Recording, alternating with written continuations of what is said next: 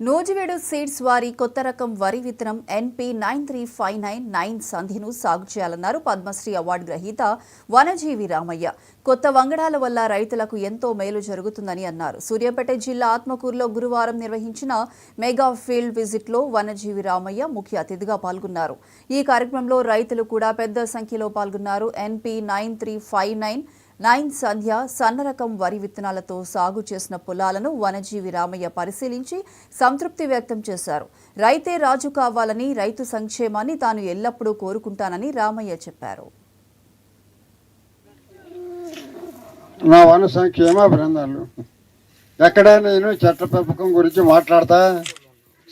ఇప్పుడు రైతులకి వరి పెంపకం గురించి మాట్లాడాల్సి వచ్చింది.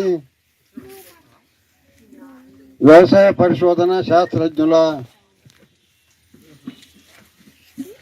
శ్రమ ఫలితంగా రైతులకు మేలు చేయాలని కొత్త వంగడాలు కనిపెడతాం. వారు ఏదో ఇప్పుడు పుట్టకొచ్చింది, వారి ప్రతివేదనలో వాస్తవం లేదని అనుకోకూడదు. ఆ యొక్క సీడు సాగు చేసి మీరే పరిశోధకులుగా కావాలి. ఇంకొక మాట, వారి మాట తాలెంత తౌడంత అనేది మీరు కూడా పరిశోధకులు కావాలనేది నా అభిప్రాయం. నా వన సంక్షేమ బృందాలు